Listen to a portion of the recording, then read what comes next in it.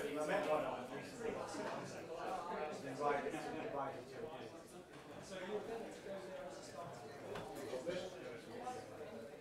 I wonder if there's fun with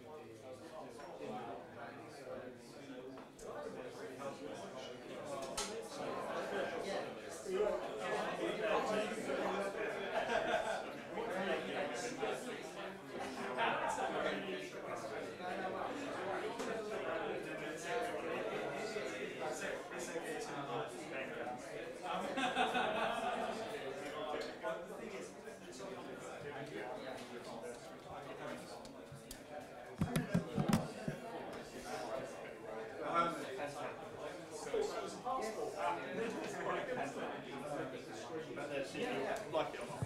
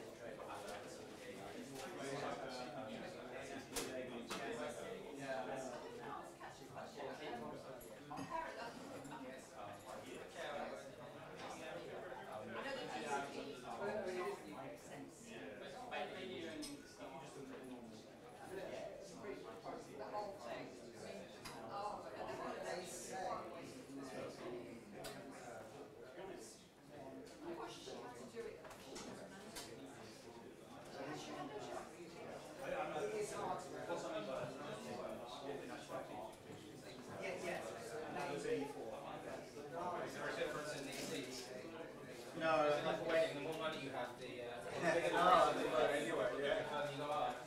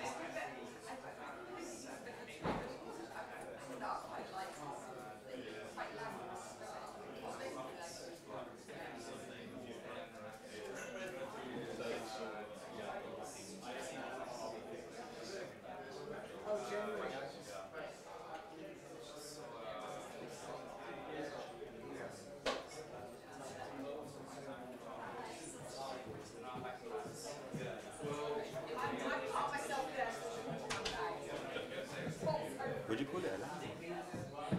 Right. So here it says slide. Yep. Once we finish, so here, you go on the slide.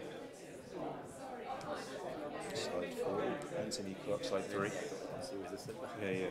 So here, let's go and display. So I don't duplicate. So this is from there. So you're here, so you see this second slide, so you're sliding, so you will present here, continue. And then you need to move the mouse. Okay, we do it by mouse, yeah? On it. Alright, so if you stay there, the mouse will already be there. Yeah.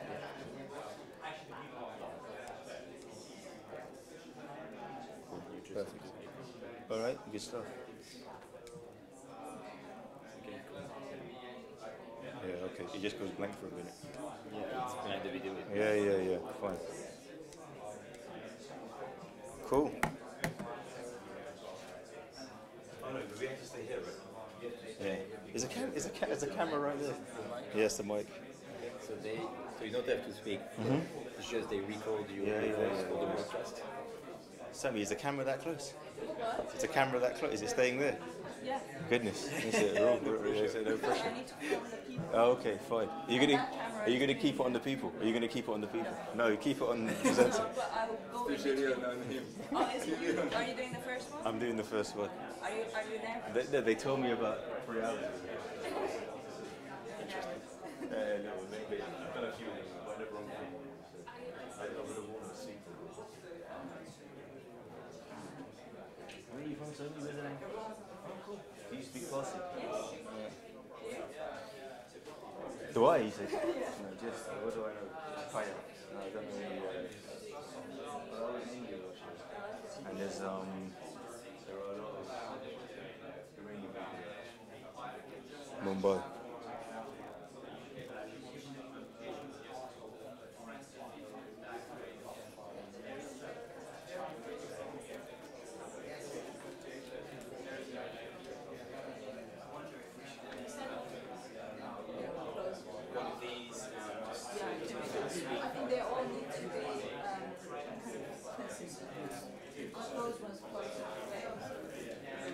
Can I do this one?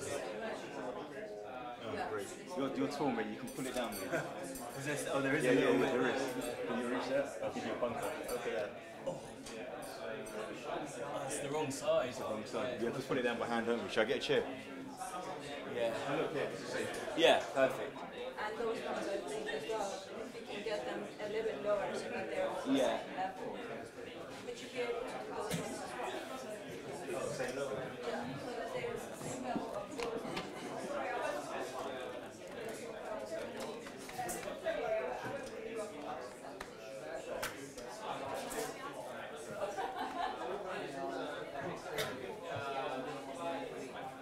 That's off me now, isn't it? That'll be better. Yeah. Because it was quite hot on there. Yeah. Yeah, because the sun is going to come down. Yeah. Okay.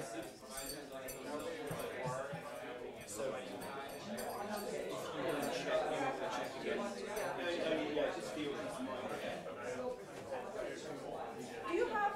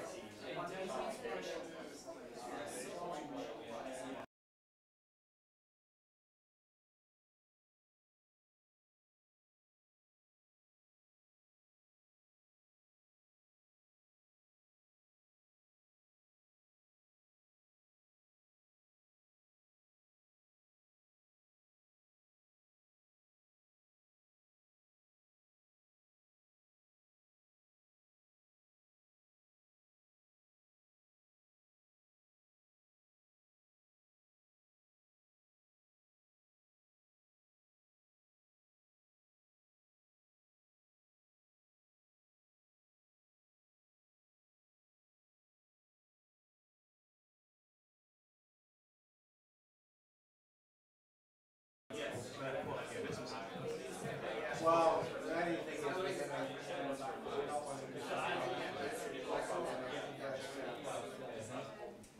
we've got a business plan kitchen.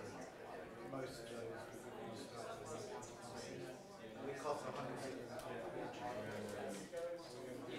Yeah, because you got to do the phase 1.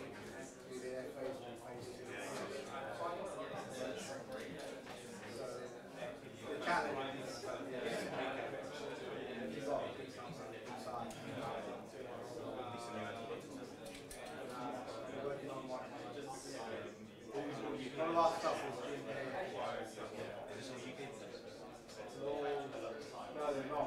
They're biased. It would be great to have to be honest, More about actually, I think that's doing speech.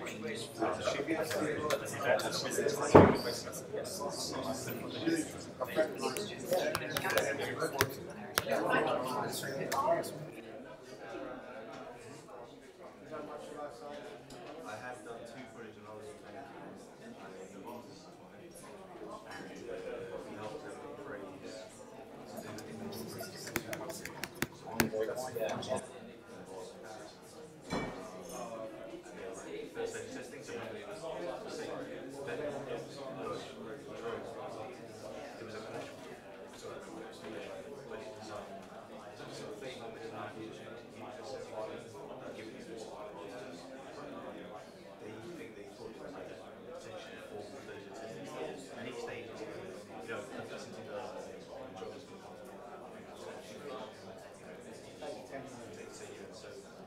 phase is it goes from like a million to 20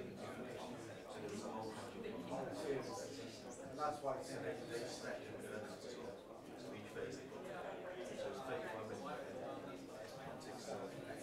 well, they call it biodome.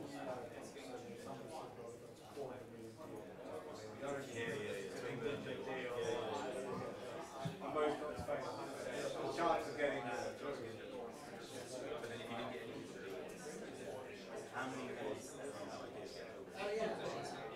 we did a lot of due diligence.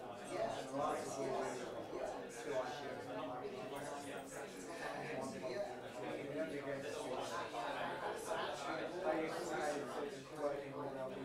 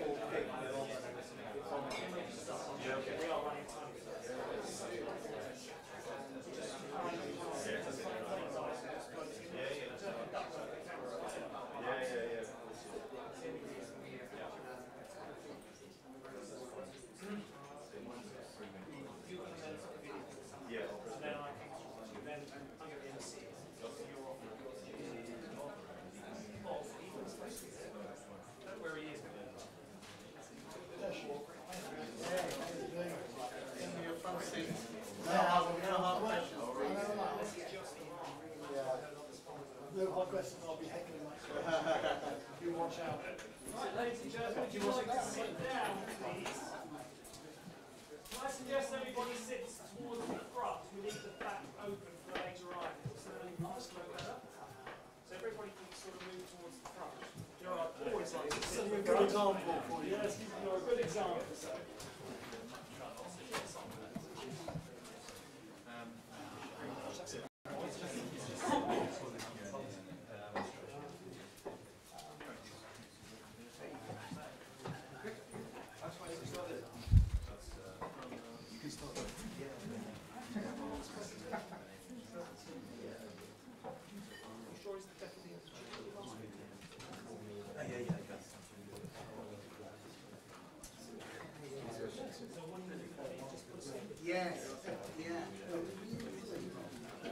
Is that first page one, isn't it? Yeah.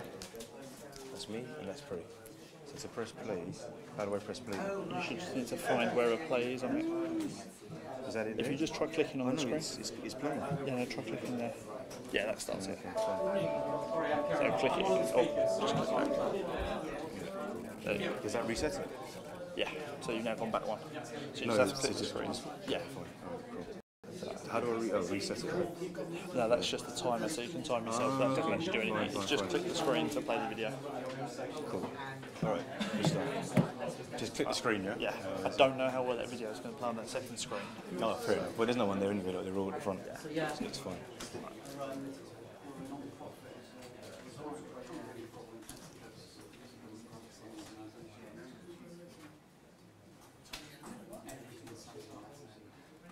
Can you see me, Sammy? I'm in there. Anthony, shall I kick off? Alright. Alright, so good evening everyone. I guess we can start now. First of all, I guess anyone who arrives a bit late can just fill into the back, but just want to thank you for your attendance tonight, the commitment shown given the lovely evening weather we've been having of late. It's nice to see so many people here. My name is, I'll get the slide up. My name's Azim Hossain. I'm the head of corporate development. I think I've met some of you now over the last few weeks, but for those who don't know me, I'm here at Newable. I'm sort of helping to build up our capability in new business areas that we've been looking at. And just to give you some introductions to Newable before we get into the presentation, we provide products and services that help businesses start, scale, and sustain. In real terms, that means we provide things like export advice on behalf of the DIT, helping companies export for the first time, or help companies win transformational contracts in new markets. And I guess through our network of advisors and supporters that we have around the globe, really, we can help people reach new markets in the way they were struggling on their own. Closer to home here in London, around the M25, we've got a very strong property team. We redevelop brownfield sites within the M25 area or slightly just outside, convert them into usable commercial and retail spaces, and we get them back into the economy, get them rented, get light industrial warehouses into them, get people working again. For any SME-focused business, one of the key areas you need to help people on is providing funding. To that extent, we've got a strong debt team here. For the last couple of years, we've provided debt products. We currently provide debt funding up to 150k unsecured at quite attractive rates to SMEs, providing them meet certain criteria. And one of the best things about our products is the speed. So people apply to us on a Monday. If they've got the right level of information, they can have the funding in their account by Friday. And so for a lot of SMEs who can struggle to open up a bank account, we've got quite a lot of traction in that market. We're due to launch this summer a larger secured lending product where SMEs can borrow up to £2.5 million as long as they, again, meet the right criteria. And in terms of speed, that's the sort of thing that might take a month or so. So quite attractive for SMEs who have been typically neglected by mainstream banks here in the UK. Providing equity funding is something we've always done, but it's typically been done through other funds. When our CEO joined last year and we set up our strategy, one of the key areas we wanted to get into is increasing our presence in actually direct investments. We've got a couple of strategic components to that, and the first component was the acquisition of the LBA guys back in March of this year. They do some quite excellent work, obviously, in helping innovative companies access finance and facilitate that finance to help them grow and achieve their goals, and it's a part of the market we want to play in. Going up the chain, and again, sort of, maybe not this summer, take a bit longer, these things, but we're also launching a development fund, sort of a circa 50 million type fund to help businesses that once they come up the life cycle and they need a bit more way to scale and sustain, we'll be providing larger investments in sort of the £5 million ticket size to help companies reach that next stage of growth. So that provides an actual evolution from sort of seed capital Series A the angels work on, going up to scaling up and possibly beyond as well. So I guess, why are we here? Seraphim tonight, one of the investments we made as well as in the Seraphim Space Fund. I'm not sure if Mark's going to join us tonight, hopefully he will. But part of that, obviously, through our work with Seraphim and the Angels, we have obviously a Space Tech Angels Night. It's an area that we find quite interesting because as risky as it is in terms of helping all startups, it's an area the UK is quite strong at, and we think it's quite important to support this, to support the movement, try and facilitate funds into this sector of the economy and get these companies growing. I believe most of the companies we look at actually, we say space tech, they're actually working on the downstream elements of it, but it's getting businesses to form around using data. And it's an area that probably America's always led the way in, but here in Europe, the UK's got quite a strong stronghold. So without further ado, I'll pass on to Anthony. I'll show you a Seraphim Space video, which highlights some of the work we've been doing. And then I guess, is it you next, Anthony? Thank you. I'm around for the evening as well if you want to talk to me directly for those who don't know me. Thank you.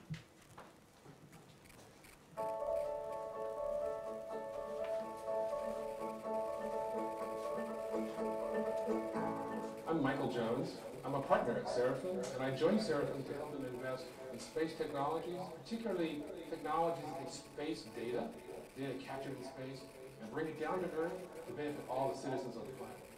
We as a business find 13,000, 14,000 companies a year about how to commercialise their innovations, their business activities and so on, and to internationalise them. And we think that we can play a really important part in helping the Space Fund and its client company to do exactly that. So the fund is going to be focused on the most innovative technologies that we can identify. But we're really looking at technologies and businesses that use data from satellites. You could draw an analogy to the introduction of the iPhone, where there were businesses created just to build iPhone apps, not to build phones, but to build apps. The data that's in space is prevalent enough that people can start businesses just to use the data. They don't need a launch pad, an astronaut, they don't need billions of dollars of exotic fuels. Their processing is a computer program, not a spaceship. But they're leveraging the benefits of space and 3 decades of global investment in space to do new problems, solve new problems in new ways. Entrepreneurs doing that 3 or 4 at a time. People in a garage, just like my 3 friends and I when we started Google. The space economy in the UK is growing very fast and underpins many other sectors. So our role here at the Catapult is to try and get other businesses that don't even think they're related to space to use this underpinning capability and to grow faster than other countries, because they're using this capability which can change their business model, give them more economies of scale, improve their margins. More and more companies will start to use space data. For example, the insurance industry is a large one, tracking a high-value cargo, tracking a criminal, commodity markets. So there's a whole range of different applications that you can use using satellite data. Now, some of them are real now, and some of them are twinkles in people's eyes. By understanding our world better, we can make better decisions. And the companies that are going to benefit in this, that we're going to invest in, are those that have the best insights how to take the data that's being captured and use it to make things better. I think the point of having a bespoke, dedicated, targeted, expert set of investors just will shorten that whole time period of due diligence. I mean, for a start, they will always look at a space-related business. So the young companies will be able, there'll be an open door, instead of a first instinctive reaction to not open that business plan because it must be high risk. So it'll accelerate the whole process, which in turn will accelerate the whole sector. But we hope that the UK will be the go-to place for satellite data and satellite imagery. But the space sector as a whole, and actually we've come a long way in the last 5 years away. I think it's a great time to be interested in space. It's a great opportunity for investors. It's a much underrated and misunderstood sector, and to be here at the ground floor whilst it's just about to take off, that's where you want to be in any sector.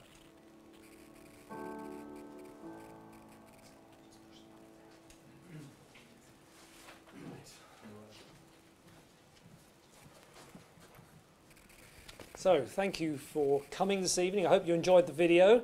Gave you an insight into exactly what we're about this evening. You heard the word data mentioned a lot, and you heard about how things have changed so quickly. And really that's what this workshop is about, to give you an insight into the downstream end of the marketplace. Anyway, a warm welcome to our UK Space Tech Angels second investor workshop. This workshop is part of a new space sector angel group that we launched in December 2016. And we aim to introduce angel investors like yourselves to seed and early stage space sector SMEs particularly those that are either SEIS or EIS eligible for UK angel tax breaks. These investor workshops are designed to improve your capacity as angel investors. The idea being that you then may wish to go forward and join our new programme, and these workshops are an important part of why you're all here this evening. So many thanks for coming along, and a special thanks to our expert speakers who've given up their evening to speak to us. We're going to cover certain key areas tonight. We're going to cover the state of the space industry, the downstream technologies that you've already heard mentioned. We're going to have an overview of the angel market and tax breaks. We're going to have a fireside chat with an experienced angel investor. We're going to look at the environment for funding in the UK space sector. And then lastly, how to close an angel deal. And then if we're still standing, we'll go and have a drink, and that'll be the end of the evening. So there's a lot to get through. But we welcome your questions. Perhaps at the end of each speaker session, there'll be time for 1 or 2 questions. And I'm sure you've noticed this is being recorded. It's being recorded for internal purposes. It's not being streamed live, so you can all relax. Now, tonight's event is timely because it coincides with the government's plans announced today in the Queen's speech. They're designed to secure growth in the UK's £13.7 billion space industry. So the new bill is intended to make the UK the most attractive place in Europe for commercial space. Now, this now will include the launches from British soil, helping to increase the UK share of the global space economy, which is currently 6.5%, to 10% by 2030. Now, we at UK Space Tech Angels are pleased to be a very small part of this impressive growth story by helping to seed finance some very exciting new space startups. Anyway, finally, my thanks this evening to our wonderful workshop programme supporters, namely Newable, who you've just heard from, who are our hosts, and the City of London Corporation, who are our long-standing supporter in building the capacity and sustainability of the UK's angel market.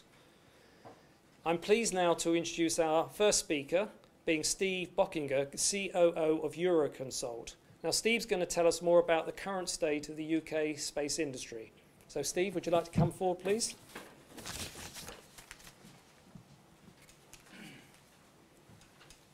Thank you. Thank you, Anthony. Actually, it's about the space industry in general, not the UK, but we can further discuss about the UK afterwards. Just replicating here. Good. Good evening, everyone. Thank you very much for inviting me to talk today about the state of the space industry. So when you contacted me to discuss about that, I was not really sure in 15 minutes how I could cover that, considering that the industry is getting all over the place right now. But I tried to summarize in 15 minutes some key trends that we see at Euroconsult in the industry.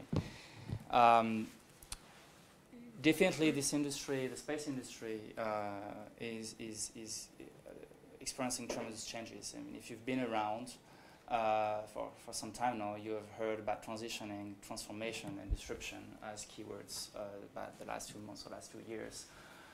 And myself, in 15 years, I've been in this industry. I've never seen so many changes. If you're discussing with veterans in the industry, they will tell you the same for the last 50 years.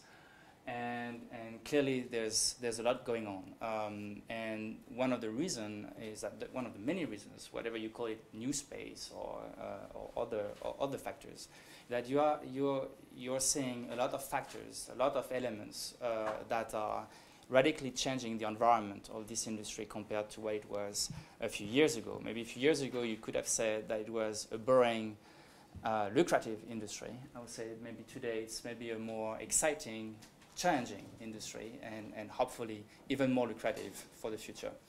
So transition phase, transformation, you have some elements here. I will come back to some elements afterwards.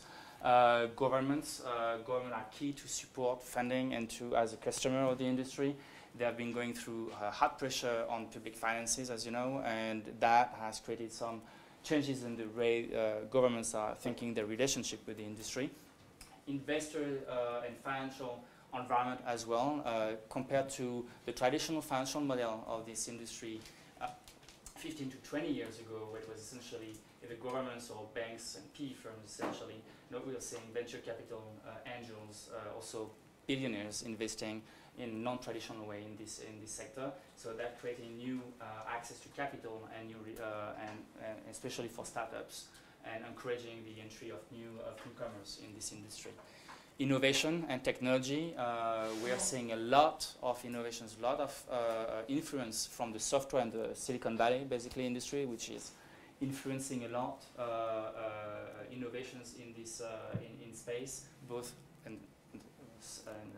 on board and space system side, but also on the ground system. And important, very important, is the market shifts. There's a lot of evolutions in the customer, in the end user market, and in the consumer usage, especially in the telecom sector, where we see traditional markets such as video shifting, especially under the influence of OTTs and non-traditional video consumption, which influences obviously and affect a lot the market environment for the space industry. And now it's essentially, especially on the telecom side, this side is more telecom, but today it's really driven about connectivity, where connectivity, everyone, everyone, everything, every time, everywhere. Quick slide on government before I go through the commercial market, because government, as I said, are really key for this industry. The government funding has been essential for the development and for the wealth of this industry, and it's going to be true as well in the future. As you can see on the left side of this slide, we have seen escalating growth of funding from 40 billion basically on average 2 decades ago, about 66 billion on average. Last decade, 2016, it was 62 billion, and we're planning about 70 billion on average next decade, reaching about 80 billion by 2026. So more funding on average over the time, and as well more countries investing, which is represented here. It's a little slow, but here just the message here is that means that there's more and more countries investing, which creates opportunities for collaboration. So new funding, obviously they are providing a lot of investment push in this industry, and providing more opportunities as well on the application side, because these new countries are looking at application and solutions. So when we say escalating and growing, one thing that we have to keep in mind is that recently we have gone through budget pressure. I have to say here, we have gone through budget pressure, especially due to financial crisis, and the fact that, especially in the Western economy, Europe or in the US, governments had to reduce their investment, which is interesting because the UK was counter-cycle in that environment, which helped it to raise its profile in Europe with respect to other countries. But in general, worldwide, we've seen stabilization or even decreasing of funding, which pushed countries and governments to rethink the way they were partnering with the industry, especially in the US. Instead of providing a lot of money, they're still providing a lot of money, but buying very expensive, large-scale programs or projects systems to the industry, the US government was really forced to rethink its partnership model and to find more efficient solutions through PPPs and other COTS programs, which helped the emergence of the new space environment in the US. Satellite market, commercial market here, a few numbers. Overall, the turnover in the industry, community turnover, if you are summing up the various steps, about 240 billion in 2017, 8% growth on average every year. The key message here is that almost all the money is made downstream, basically. That's where the money is. I mean, it's not a surprise. 98% if you combine services and operation, but the services alone is about 220 billion. So definitely a downstream-driven market, dominated by telecommunication, 60%, navigation, about 40%, and the rest very minor by EO. Then if you split these 240 billion revenues by application and value chain, then it's decomposition, basically distribution of the revenues and the market values vertically and horizontally by application. Very quickly, two messages. First, Satcom is the biggest market for sure, but also the only mature value chain today, because you have commercial revenues generated at each step, and each step you have another more value generated. Satellite navigation is particular because huge service revenues, but it is developed. It is generated by government systems. There's no commercial navigation systems, GPS, Galileo, and so on. So no commercial activities upstream, but significant downstream. And Earth observation, which is the long-awaited emerging and promising value chain and market, but which has been always slow to emerge.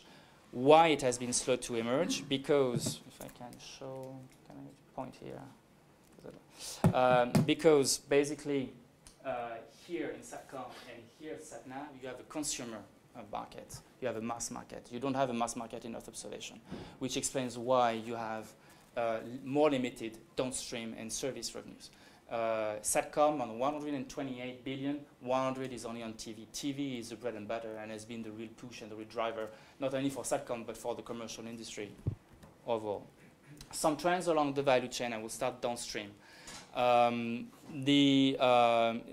downstream business is really experiencing a significant shift in terms of, as I said, consumer behavior and competition, a lot of competition from terrestrial systems. The fact that the video business, which has been, as I said, the traditional driver for the industry, is experiencing a lot of pressure from OTT, basically Netflix and so on. And meaning that in terms of services, the drive today has to be thought outside video, which is connectivity, which is why I know a lot of operators and service providers are looking at connectivity, universal service obligations in other countries, but also mobile connectivity, such as aircraft connectivity, what we call in-flight entertainment, which is a big drive today. So downstream, a lot of shifts. What does OTT stand for? OTT, it's over-the-top television. Basically, it's Netflix. So new services looking at, with more competition. That creates pressure to the operators that have to provide bandwidth and data, if we're looking at Earth observation, at a lower price because higher competition. So the big push today and the key objective for operators is really to drive the cost down of the megabit or of the data. They're transitioning as well from the traditional wholesale model of data of bandwidth to services, so vertical integration. And as well, there is a lot of new players, either the constellations, as you know, the OneWeb and so on, or new governments investing and emerging governments investing in their own system. That environment creates upstream pressure on price, very important pressure to manufacturers and launch service providers to reduce the cost and to provide cost-effective solutions. So again, driving the cost per megabit, basically, of the satellite system. And on the manufacturing side as well, there's all this influence about Industry 4.0 in terms of robotization, in terms of additive manufacturing and so on, and specific innovations such as flexibility, flexible payloads, electric propulsion, and so on and so on. So a lot of changes in terms of downstream environment, competition, which drives the obligation to the industry to deliver more affordable services and cost per data or cost per megabit, which upstream put a lot of pressure to manufacturers and their suppliers. Looking at manufacturers specifically, here you have the commercial geo market, and that's basically the number of commercial geo satellites ordered per year. And here, the small sat business. The manufacturing business on the commercial side has been driven by GeoComSats. That has been the key drive, and based on Satcom, basically, and TV, so everything is linked. So commercial geo was really the major focus point for manufacturers. Highly competitive, but allowing sustainability in the activity. What we've seen on historically is about 20 orders every year. Last year, about 15. Actually, it says 15, but I think the real figure is 12, if we are, depending on what you call commercial or not really commercial. But I think what is truly commercial was 12 last year. To date, in 2017, we are at 4 orders. So clearly, some concerns in terms of the activity on the GeoComSat business. Why that? because of the uncertainties in the end market. Again, the shifts in the video, the shift in terms of mobility and connectivity, and the uncertainties with respect to the market creates lead to a longer time and the delays basically in orders, more time necessary for operators to order their satellites, and as well they have more choices, technology choices in terms of, because the manufacturers are introducing a lot of innovations in terms of flexibility, high throughput satellites and so on, electric propulsion. So there's a lot of options, it's much more customized if you want, so it creates a lot longer time basically to make the deal. And as well, there is more options for manufacturers to buy capacity. They can do Condosat, they can have some partnerships with other, emerging operators or regional operators can have some partnership with other operators, or buy a satellite, or buy a hosted payload, and so on. So you have a lot of options, which creates a longer time for manufacturers to make the deal and create a more complex environment for the satellite manufacturers on the GeoComSat business.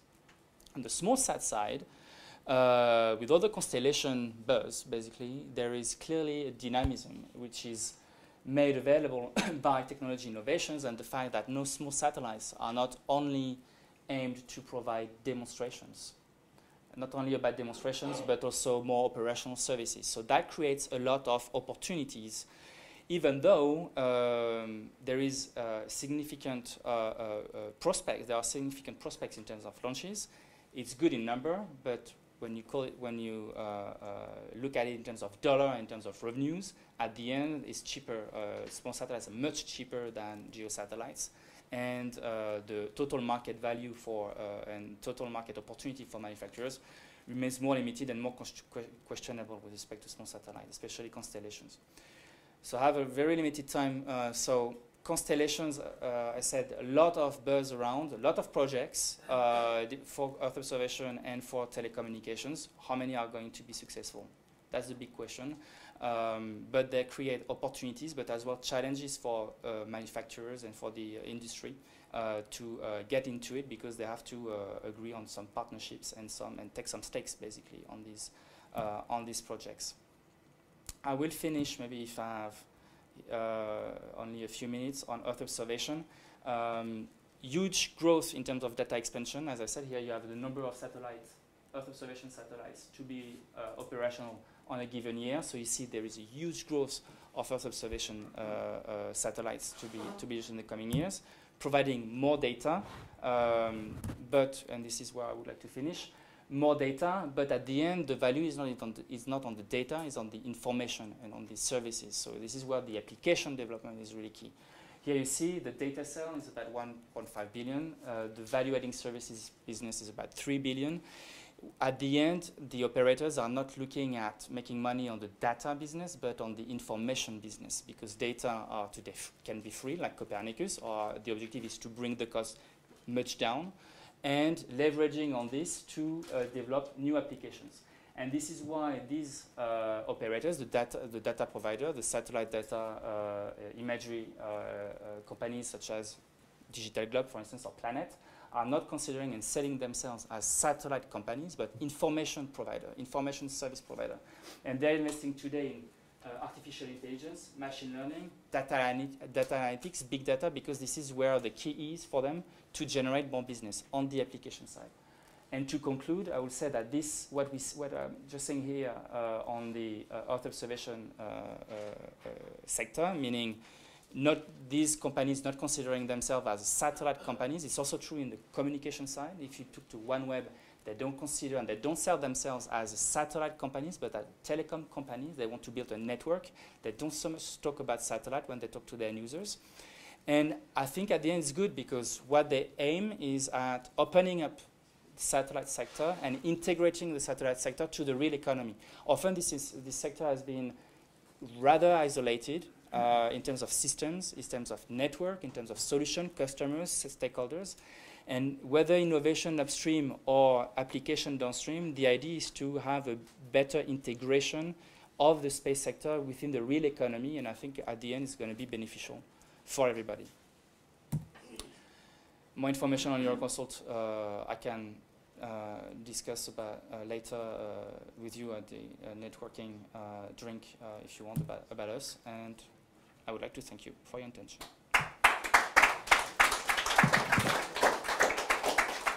Try to be. Thank you, Steve. I think we learned some key messages there. A lot of data.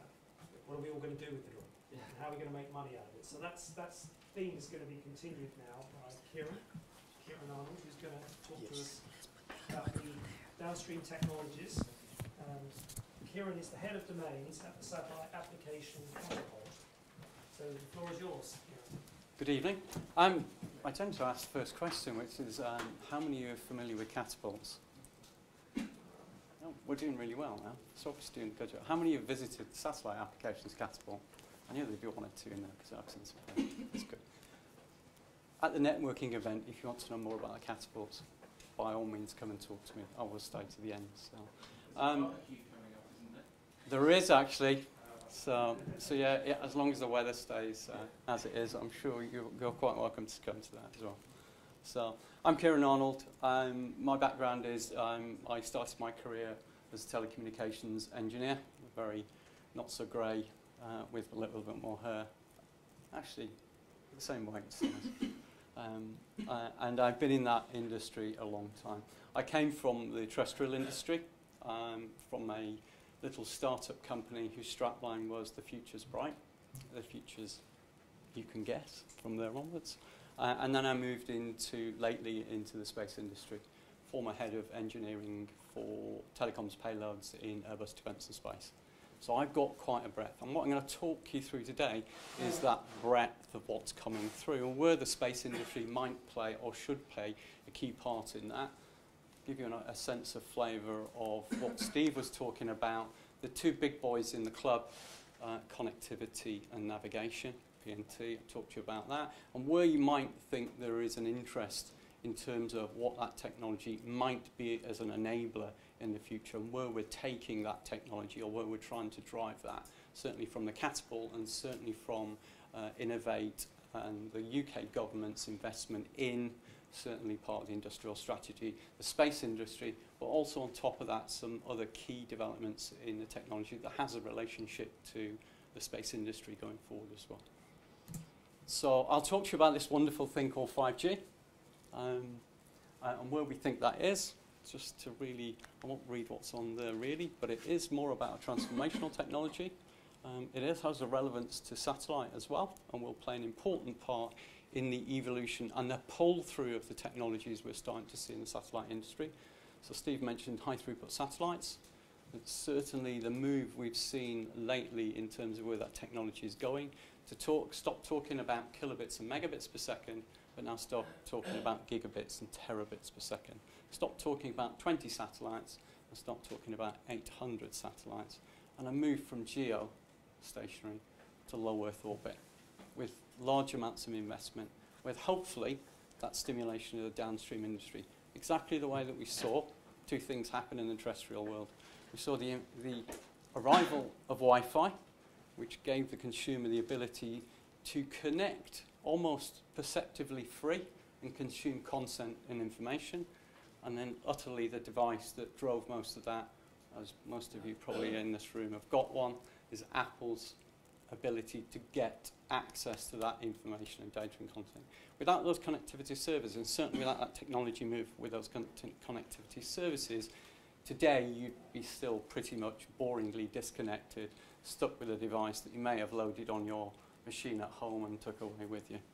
What we're seeing in the space industry is very much about that. It's that extenuation of connectivity. It's the additionality of what we'll bring in terms of reach and richness. And it's an alternate dimensional delivery of what we've seen today. You all watch your television, and some of you will deliver that video via satellite. Others now are moving away from that traditional mechanism to be what I call the over-the-top type services, the Netflix, the Amazon Video, etc. But still there's a place to play in that for the satellite industry, what we call direct injection of rich media content within either a terrestrial network or direct to your home as well. Probably in a medium that you're probably used to. In other words, maybe not the set-top box in the future, maybe through the connection in your wall in a way, or in other ways. A little bit about what 5G Promise believes or is pushing. They really talk really about densification and reach. Densification when we talk about what I call these types of areas, so high capacity throughput, lots of connectivity, shared medium, etc. And then what we call the rural reach types of things. How do we get that beyond? How do we keep people connected all of the time? Because the business model revolves around you being a consumer of information and content in some way, or however that's delivered. So the more I can keep you connected, the more I can engage with you, the more I can monetize that engagement as well. And certainly in the space industry, that's what we've done particularly well in terms of rich media data, in terms of video.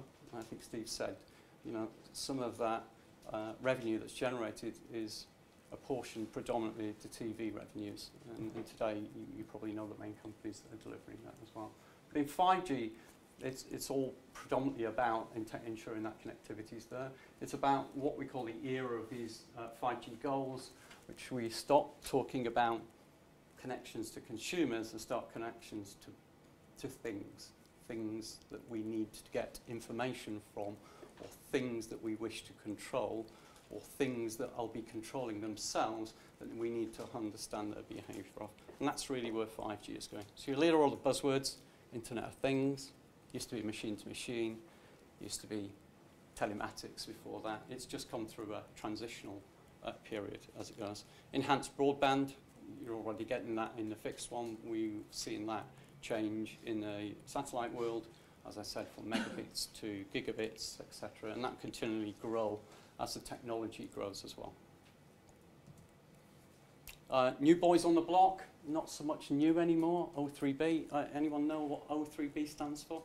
The other 3 billion people on the planet that are not connected, hence the name of the company, hence the drive into that world is to get that connectivity to the mass of the populace, not generally into the central London belt, but across the Asian, Africa market as well.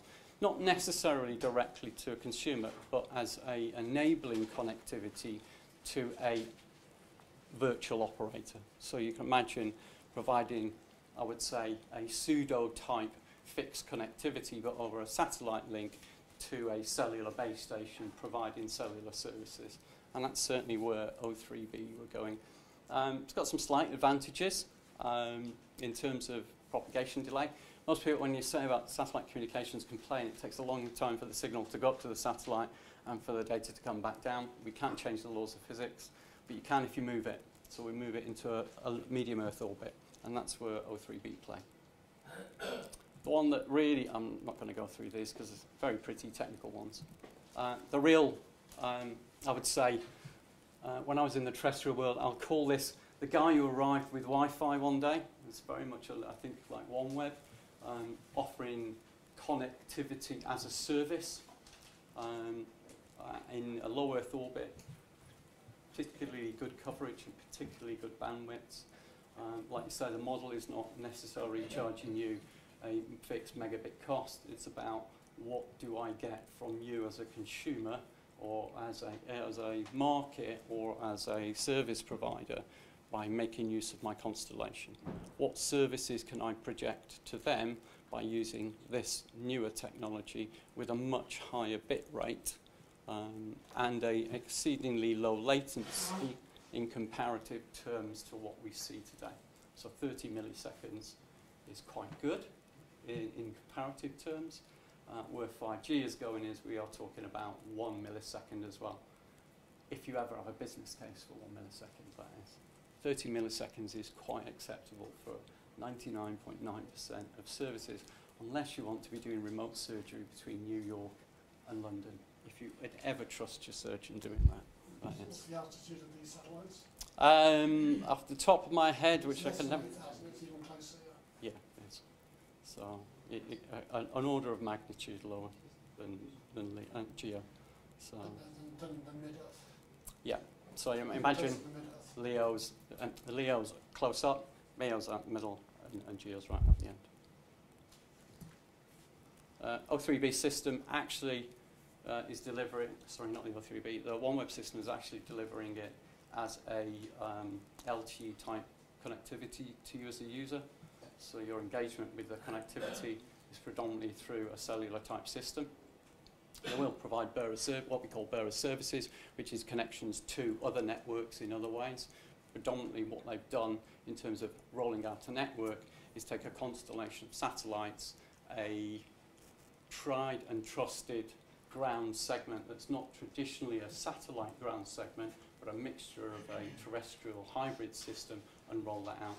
So they'll look like a EE or they'll look like an O2 in certain countries of the world, and they're pushing to try and get that revenue from that as well. So in other words, it's a business to consumer type model rather than a wholesale, I'm selling you bandwidth. So they're looking at how those relationships will be, how they'll deliver a Netflix to you if you're on the Falkland Islands or somewhere like that. So a little bit of talk about hybrid communications, particularly within the automotive sector. Not a lot of innovation going on at this state in time. A lot of talk about what will satellite deliver. Today, it obviously, for most people, delivers a navigation position timing capability. Traditionally, I would say direct satellite connectivity to the vehicle has been hugely expensive and complex. What we're trying to do now is drive that industry to, I would say, hybridization, which is some low-cost connectivity from the space side. And that's actually been pulled by the automotive industry. They have a keen interest in making sure their vehicles are connected, making sure that you've got a channel for rich media and data so they can exploit that. How many people drive a BMW? Okay. What have you noticed about your in-car entertainment system, certainly in the last 2 years? Have you renewed your subscription to your in-car internet? Okay, so you're fine. It's online. It's particularly online. And then they want it to be that way. And all the manufacturers want that as well. If you look at the occupants in a vehicle, there's only one that's really distracted at the moment. The other three, when you carry them, are prime people for consumption of data or information or content.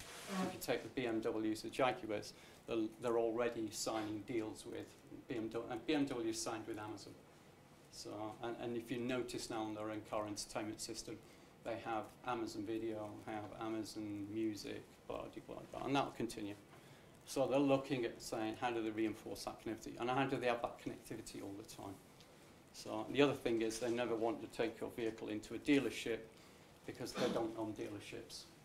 The cost of their vehicle going in for software upgrades and checks, well, if you can do that over the air securely and consistently, then that's an attractive market for them. So this one is very immature at the moment. Certainly in the Catapult, we're trying to drive and stimulate this. This is one of the projects we're trying to get off the ground today. And certainly I would say in terms of an investment, that's probably a fairly large market when you start looking at the number of vehicles that are out there and what those manufacturers want to do as well. The likes of OneWeb arriving as well could accelerate that very, very quickly as well. So it's not complex, it wouldn't be overly complex to develop the terminal at a mass market price to address that market for content and information delivery. PNT, which GPS for all intents and purposes. GNSS systems, the global navigation satellite systems. The most familiar one is the American GPS system, the European Galileo system, which delivers another augmentation of positioning services, and GLONASS, the Russian, Beidou, the Chinese, and you've got other ones. I think it's QVSS, which is the Japanese one as well, which is very regionalized as well. All of them deliver effectively. I call it that value-added service that you make use of every day. You don't realize it, but it's there. You use it in the city, you use it in the rural areas. I'm a big cyclist, so it tries to tell me when I'm lost and I've gone the wrong way. But effectively it is that. It's the downstream market that's the real big thing. We have a hunger for knowing where we are, where McDonald's is, where Starbucks is, where can I go for something to eat before I come to this event, where's the next pub, blah, blah, blah, blah. all of that is enabled by the fact is we need to know where you are. And that's what this technology does. A lot of investment in the upstream in terms of cost to put those constellations there, and a massive clawback, not for the necessarily for the people who've invested in the upstream, but certainly the downstream now. You know, you see it with the likes of the Googles, Facebooks, etc., bombarding you with content and information about where you are, where you've been, where you might go, what you've logged, etc. So some interesting things, and certainly in and around autonomous vehicles or semi-autonomous vehicles, still very much today talked about, very big in the press. In terms of technology, two key elements of that are the antenna and the receiver. If you've ever tried to, or you think about using an autonomous vehicle with a GNSS capability in London, you'll suffer what's called the canyon effect, reflected signals occurring and not necessarily putting you in the right spot. If you've used your mobile phone out there, sometimes I'm a couple of meters away from where I should be, or 30 meters. So really, for the autonomous vehicle world, getting this technology homed and harmonized and improved is good. And it is coming. The cost of doing autonomous vehicle with all the LiDAR sensors and radar sensors is still particularly expensive. But if you can do that with investment in other technologies, better receivers, better chipsets, better antennas, it's more likely to roll out much quicker. Well, I won't talk about the issues with GPS errors. There are a lot of workarounds in the technology. They're applied in different ways, all to get around this canyon and multipathing effect that you see within GNSS. There are some startup companies already exploring the antenna technologies. There are some well-established companies like u-blox doing the chipsets. What we really want to now see is how those systems come together to address what might be, and I'll refer to as semi-autonomous, the nicety of letting your vehicle drive itself in certain areas, or the drive to fully autonomous vehicles will be as well. And the really interest from the GNSS perspective is not to be the primary service, it's to be the sixth sense. You still need to know where you are. LiDAR won't tell you where you are. Radar won't tell you where you are. Ultrasonics won't tell you. It will tell you what's around you, and it will tell you the obstacles that you're probably going to hit. What GNSS will give you is your positional information in relative time and space. So it's still a key technology, as you'll need in the vehicle or yourself going forward. And there is, as you found out, a huge market in the downstream use of that as well. So mastery of that within the vehicle, within a city environment, could be a real winner if you can master the antenna technology and the receiver technology to iron out and remove some of that multipattern effect. And I certainly know one automotive company that would certainly want to engage with startups who've got that technology. That's what it looks like in an autonomous vehicle. We're mostly there today, I think, in terms of technology. What we really haven't done is roll out LiDAR, roll out the intelligence within the vehicle. But most of that, all the building blocks are there. It's just really working with the automotive industry to integrate it, working with the technologists to drive it through as well. Cool. Any questions? We've got time for one or two questions, if there are any burning questions. Two, then Tim and then Gerard, and then we must move on to the clock. I think I'm right that a number of the downstream businesses are taking advantage of the fact that satellite data is provided free by a number of sources, not all. Is that likely to change because those providers will eventually move to a sort of freemium model, and what will that mean for those companies? I think there's a place for both, to be honest. I don't think the free will disappear, and mainly because you need to build an appetite for people's data. If you have a revenue model only, you only have a select amount of people that will have the ability or the sustainability to consume that. So I think what you'll get, and if you talk predominantly probably Earth observation, is the resolution of what is free will be a less quality but reasonable. If you want high quality, then you're going to have to pay a premium to get that. And you get that you see that today in other industries. You know, you quite happily have a Google Earth image, which is reasonable quality. But if you want pinpoint accuracy and pinpoint quality, then that's a business model which they want to drive as well. So.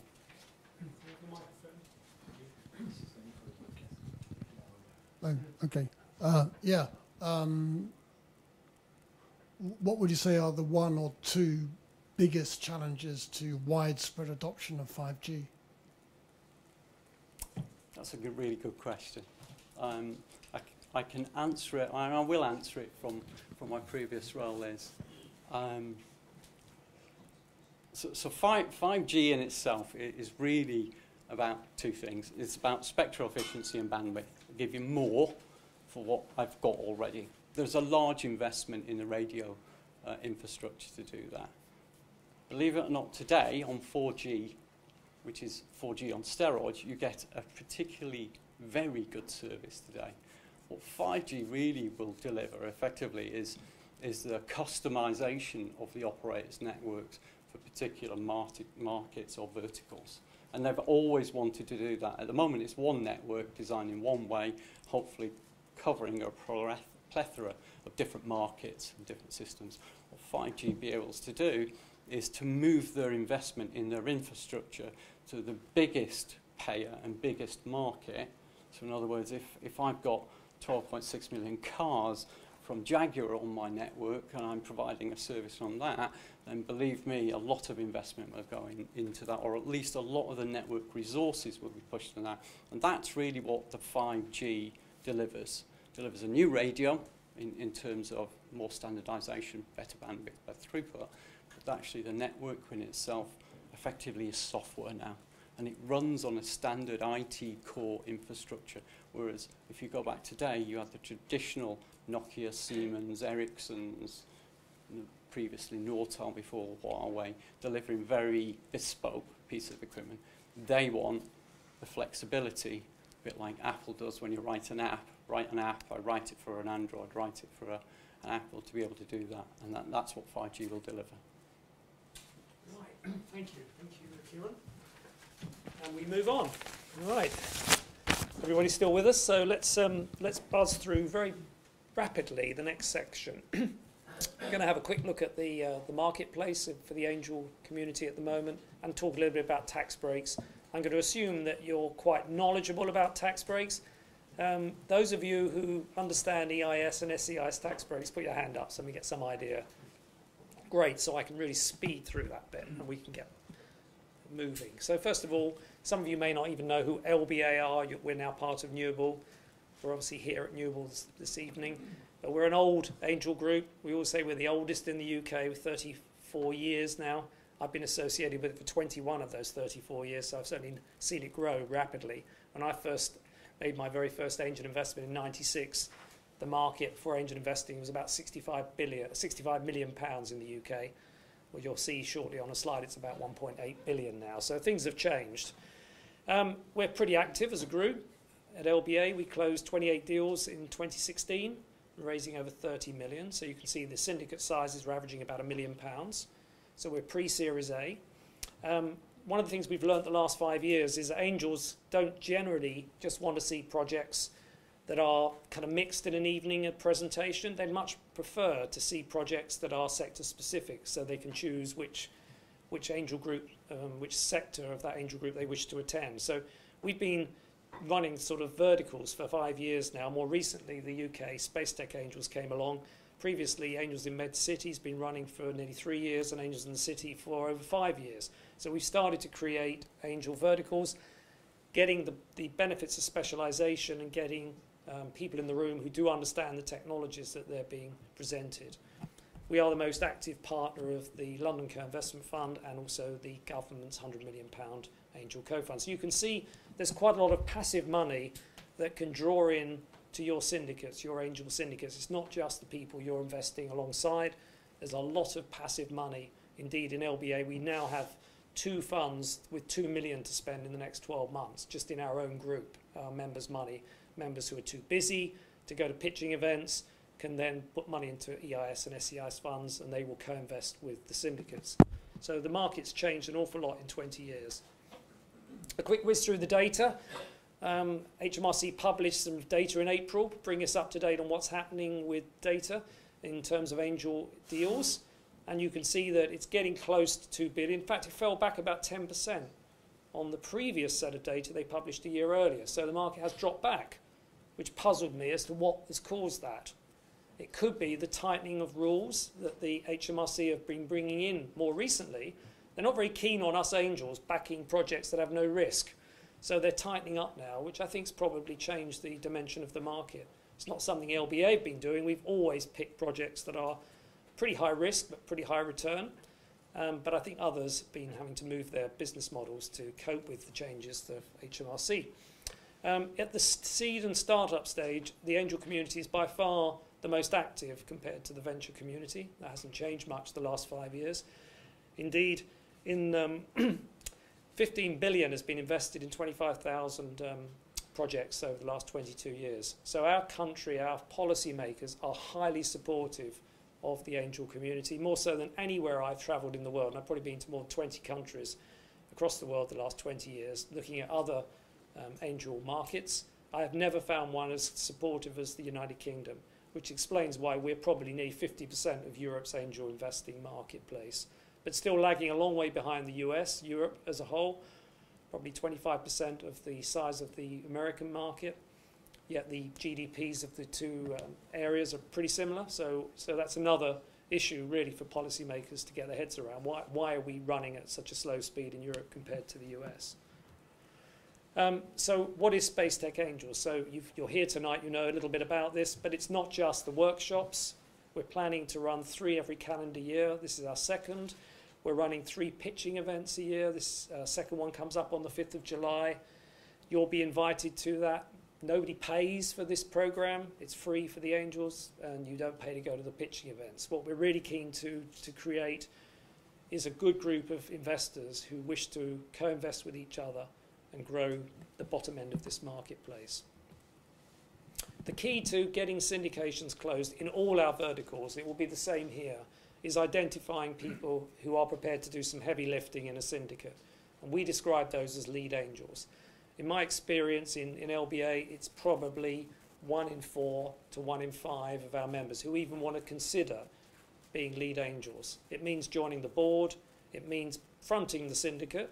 It doesn't mean you're making the investment decision for the rest of the syndicate. Everybody makes their own investment decision. You're not responsible for other people's investments that are being made.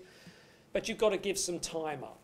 And if you do that, that will encourage the passive money that I explained earlier, the London Co-Investment Fund, the UK Government's Fund, our own EIS funds, to come and join your syndicates. It's really important that somebody follows through on that investment syndicate once the completion of the investment is made. So they may be of interest to you, particularly in UK Space Tech Angels. We're looking for people who understand some of these technologies you've just been hearing about the last half an hour. Perhaps come from the space industry, you've come from an engineering background, a telecoms background, where you understand some of the issues that we've been speaking about, and you're happy to work with entrepreneurs and you're aligned to their position. And then, of course, the rest of us are passive. We're usually time poor. We're typically investing in LBA, I see 10 to 50,000 on each deal. We're diversifying, picking up a good portfolio of investments. We're expecting to lose a few, but on the other hand, we might get some tax-free capital gains along the way as well. So what do? We'll go to a pitching event, typically meet the team. We'll wait to see if a lead angel emerges. When one does, we'll look at the person, the character of that person, their background. We probably won't do a lot of due diligence ourselves. We'll track what's going on around the syndicate. We'll have a look in the Dropbox, probably spend half an hour just looking at it. So we're not going to be heavy lifting investors. And that is the vast majority of angels out there. And we'll expect, post-completion, the lead angel will keep in touch with us, send us an email every now and then, and financial information will flow through. So passive angels often join EIS and SEIS funds because that effectively removes them from even doing this amount of work, and they're becoming quite popular. Now I'm going to quickly run you through the tax breaks because you all stuck your hands up. We'll make this very quick. But as I've said, these tax breaks are second to none. They're worth considering. And if you're making angel investments, think carefully if you make one that doesn't give you a tax break, because you're potentially missing out on a big advantage. Deals can be made tax efficient, but you've got to follow the rules of the scheme. You've got to be a qualifying investor yourself. You've got to be a taxpayer. You've got to purchase shares that are eligible. You can't personally own more than 30% of the capital of the company. So if you put loans in and shares, that all gets aggregated. You can't buy preference shares. You can't enter into buyback agreements. So you've got to be really a basic, ordinary shareholder aligned to the entrepreneurs. So that's the downside of being a tax-efficient angel investor.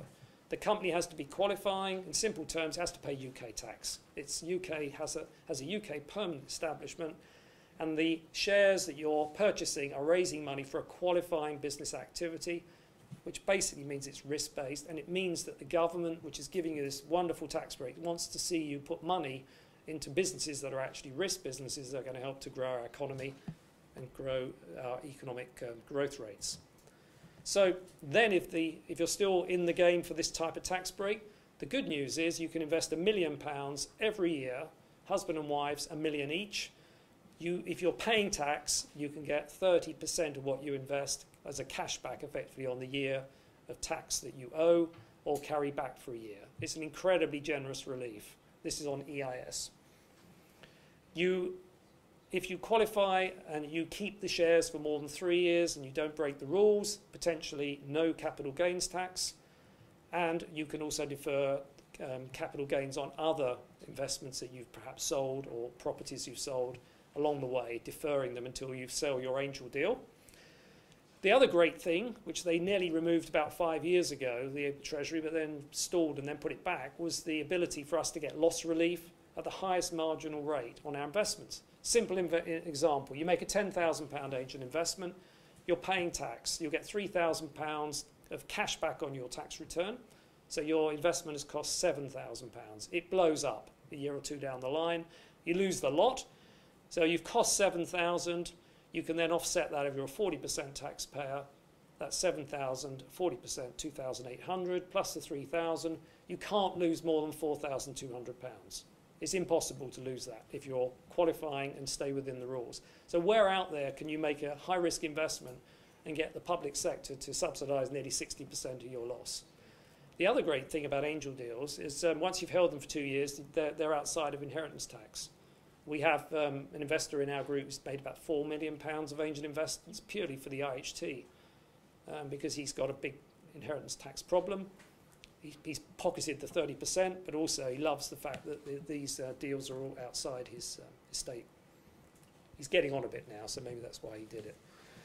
But as a qualifying investor, it's not love money. You're not connected. You've not been an employee or director. You're obviously staying within the 30% limit, and there are time periods as well. But you must subscribe for shares for genuine commercial reasons and not for the avoidance of tax. So when clever accountants try to give you tax schemes, I'm sure you read about quite a few of the ones that have been turned over recently by the revenue, it's extremely painful when they come after you. It's penalties, it's interest, it isn't worth even taking the risk. Much better to back a risk business and take your chances there. So general requirements, you can't back companies that are wholly owned by somebody else. That's a simple one. You've got to buy shares, we talked about that, and you've got to watch that you don't take your money and don't start the business. No prearranged exits. So these are all normal boilerplate things that are there to protect us as taxpayers, giving you these great benefits. The company must have a permanent establishment in the UK. It doesn't mean it has to actually be a completely bona fide UK company. But from my experience, if you put a company forward that perhaps comes from Europe, still operating in France, and come up with a clever way of getting a permanent establishment in the UK, but no one's really over here doing very much, it's not that attractive to angels anyway. They prefer, in my experience, to back companies that would actually relocate, create a holding company in the UK, carry on their operations in France or Germany or elsewhere as before, make that a subsidiary. We invest in the Topco company under English law. We're comfortable there, and that's a good structure.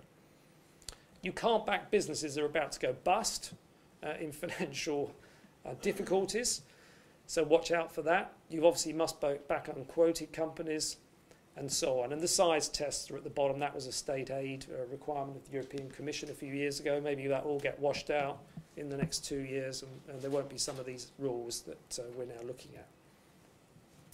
The little brother or sister of EIS is SEIS. Almost exactly the same scheme, it's just the limits are smaller.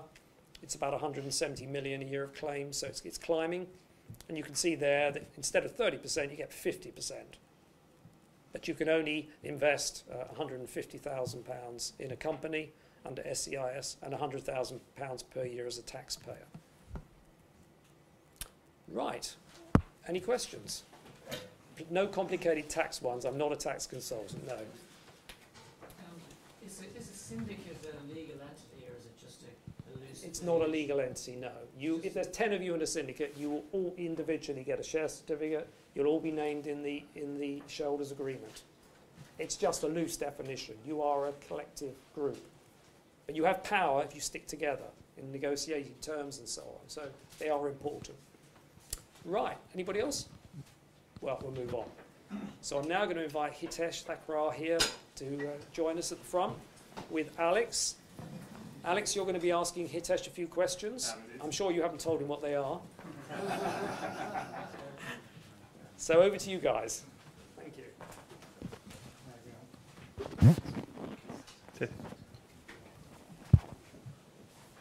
So hi everyone, I'm delighted to be here with Hitesh Thakrar. By way of background, Hitesh was previously the head of the £1 billion Innovation Fund for ADIA, and prior to that was the head of the Innovation Fund at New Star Asset Management. He's currently a partner at Syncona, which is the UK's largest life sciences and medical fund, and is also part of our LA Scale Up Fund team. He's an expert in innovation, and he's here to share some thoughts with you on the space sector. So, on that note, Hitesh, looking at the space sector, and we've heard some very interesting presentations thus far today. Okay. Why, for you, do you think it's an interesting sector for early stage investment? Thanks, Alex. Hi, everyone. So I've been, as Alex mentioned, been involved in investing in innovation for about 20, 25 years. And I think there are times when certain sectors it's the right time to invest in. And it's all to do with really ecosystems, where there is some changes either in the technology or the industry that enables mass adoption. So I separate invention from innovation. Invention is really early stage, things which can't be commercialized. And that period of time can be as long as 30 years. And what I see in space is there are certain things which have happened in the industry around technology changes, so the smaller satellites we talked about, the launch costs which have come down by about 90%, which have created these ecosystems for space to take off, literally. And I'll give you another example in the sense that in the last 10 years, we've seen 4 or 5 new ecosystems all coincide. And that convergence is creating new business opportunities around the downstream area, around technology, life sciences, and space. And we can talk a bit about that if there's some interest there. And when you are assessing a space opportunity, what are the key considerations to look at, in your opinion? The thing to bear in mind, it's not a new industry. So the first satellites were launched in 1962. Where's our telecoms expert, Telstra? So that was a long, long time, right? And actually, it's been a very steady industry until the last five years. So I'm, first of all, aware that people shouldn't think of it as a new industry. But the risk is you've got to work out where you are in the value chain. So we can either be in the manufacturing, which is expensive and big and done by the big companies. We can be in the launch area, which is a relatively new area, which private companies are coming in. Or it can be in the services area, which is probably more at the angel, affordable end. And I think we've got to understand the risk of that is that there are more companies and more opportunities, but more things to go wrong. Whereas in the launch area, we've had Jeff Bezos of Amazon, we've had the Google, people launching their own companies, more for the Series A and bigger type investors. And for an angel investor in this room, how would they go about assessing the technical risk of one of these space opportunities? I think it's a challenge. I think if you're in the launch area, for example, if somebody asks you to kind of say, look, put some crowdfunding together to launch a satellite, costs have come right down. So it would have cost you 25 million 10 years ago to launch a satellite. Might cost 2.5 million. Still a lot, but in the syndicate crowd room might be possible. the biggest thing, like a plane, the things that go wrong is at launch. And the launch insurance, launch risk is high. Some launches 9-10% failure rate if you're in the wrong part of the world, or if a company is not very sophisticated. So there's a risk on launch, and then you've lost all your money. And there are obviously insurances and things like that one can take out. At the service end, at the lower end of the market, I think it's those of you who've invested in cloud businesses in IT will know about 10 years ago when Amazon started to put the cloud infrastructure together, there were loads and loads of cloud companies, and a lot of them have failed. And I think the same thing is going to happen in this area. We've got a new ecosystem of infrastructure, of cheap satellite cheap space capacity, but there'll be some companies which work really well because the barriers to entry have come down because of this new ecosystem. So it's more about the business model and how quickly these service companies can scale up and take market share. We've touched on it briefly, but I'm interested in your views on the key trends within the space sector right now, and how those innovations are going to develop over the next few years. So the way I think about a metric is, in image terms, price per square meter. When a satellite is launched, and the earlier satellites were very expensive, about £30 per square meter. That cost is down to about 8 at the moment, and eventually it will go down to 2 to 3 pounds per square meter. So a cheap satellite, a small satellite called CubeSat, might launch for a couple of million, might cost a couple of 100,000 to launch, the cost of manufacture, and that means the trend for those is that they're going to launch lots and lots of these satellites, and the cost will come down, and that will enable new businesses to be created from per square meter. Ground coverage. Right, okay. Ground coverage. Yeah. Yes, but that's the way to think about it, because there's so much capacity going on, and the marginal cost is what the cost you can bring down per for ground coverage. So, we meet companies, for example, in farming, for example, who are going to be using GIS systems to survey their land using cheap satellite technology. And that will tell you when the right time to plant and optimize yields are. And those companies exist today. They're in the last year or two, they've just started to come in, taking advantage of the cost of that curve coming down dramatically. And what do you see happening to the M&A market for companies in the space sector? It's been busy, but it's just got really hot in the last couple of years. So SoftBank gave money to Amazon to launch Blue Planet, I think it's called, something like that. Yeah. You're in the news. The new satellite. Planet, yeah. So that money came from big international funds. But there's about 250 deals in M&A in the last few years in space. So a lot of them are done by big companies trying to take advantage of that.